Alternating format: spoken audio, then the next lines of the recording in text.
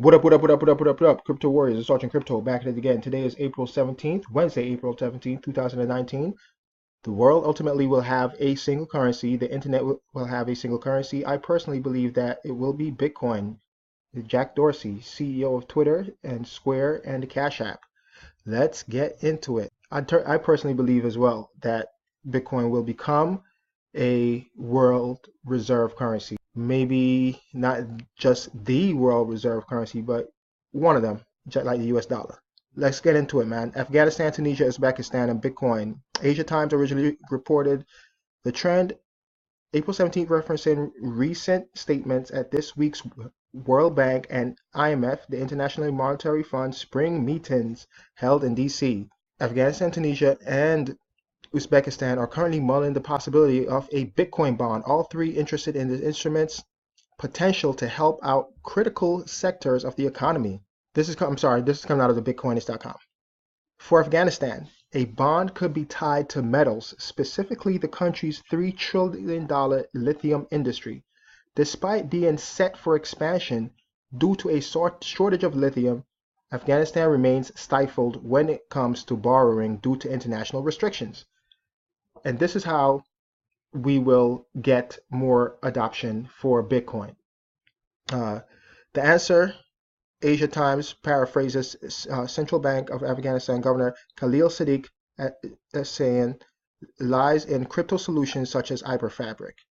This, he claimed, could offer a way to access international markets via a first-of-its-kind financial instrument made possible with Hyperledger's blockchain technology financial services platform.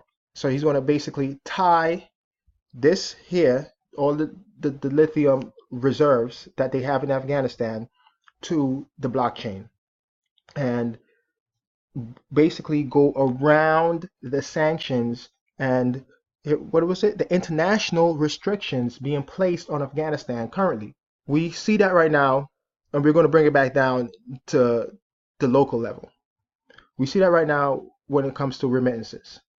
When it comes to sending money cross border to family members in other countries, i.e. in Venezuela, the hyperinflation that they have there currently have forced people to use sound money, i.e. Bitcoin. They're also using another cryptocurrency by the name of Dash, because the Dash Foundation actually sent people down there and basically set up shop and is teaching people how to use the Dash via mobile phones.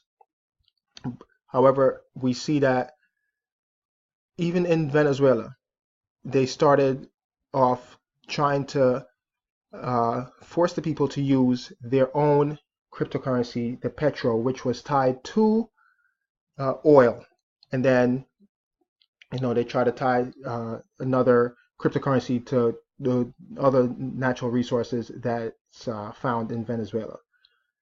Obviously, it's not working. The people, always come back to Bitcoin. And like I said, Dash is down there currently. They don't trust the government, so they will not use their cryptocurrency. The only thing they'll use is Bitcoin.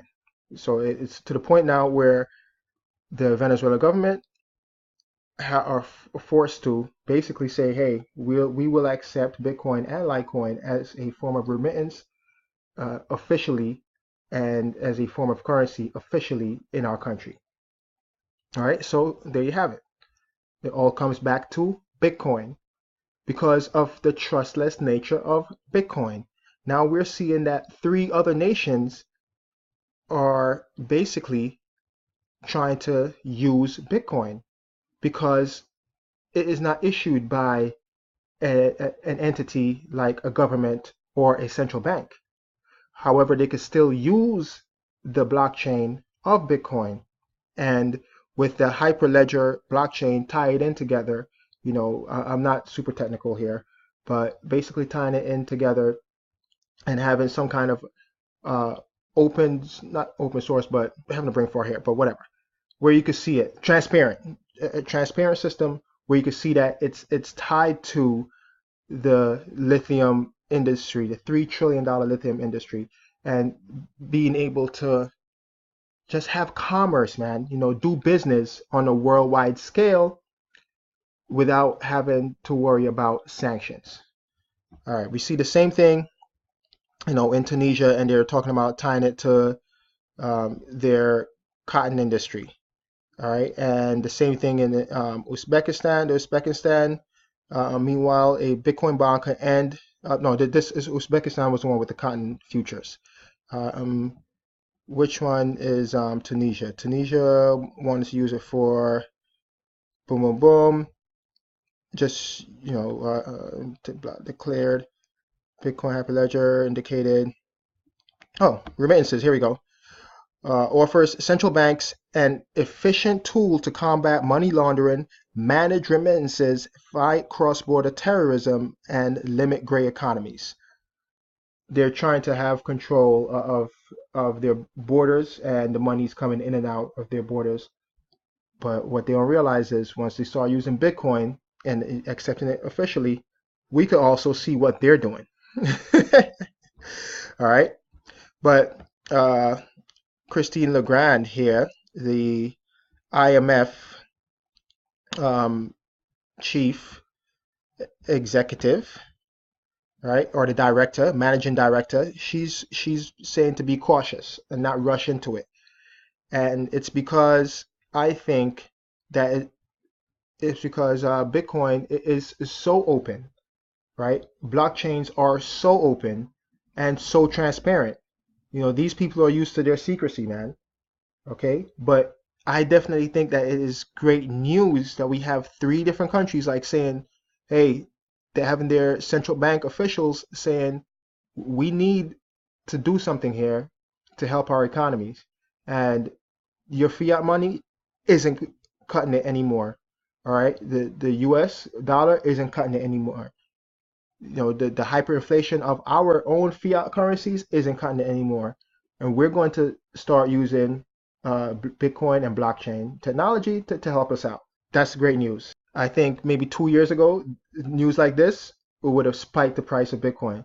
But you know what? That doesn't even matter. The price will eventually come and will eventually reflect the true value for Bitcoin. But having these 3 nations saying that officially at a World Bank meeting, with the World Bank and the IMF, hey, we're thinking about using Bitcoin and blockchain technology, definitely good news for adoption, and definitely signs pointing towards a one world currency or Bitcoin becoming a world reserve currency. And that's just my opinion, me putting the dominoes together, just reading between the lines, so to speak. And that's it, man. That's all I have. It's a quick little read. And the IMF, they also have their own cryptocurrency where they're using within their system for testing to learn more about cryptocurrencies and blockchain. And that's good. Good for them. There's only one real blockchain, the most secure blockchain, and that's Bitcoin. So yeah, that's it. That's all I got to say about that. But yeah, thanks for watching. As always, smash up the likes, hit that subscribe button, notification bell, and share, to help the channel grow. And let me know what you guys think, man. As far as we have officially 3 countries, 3 sovereign nations wanting to use Bitcoins as a bond.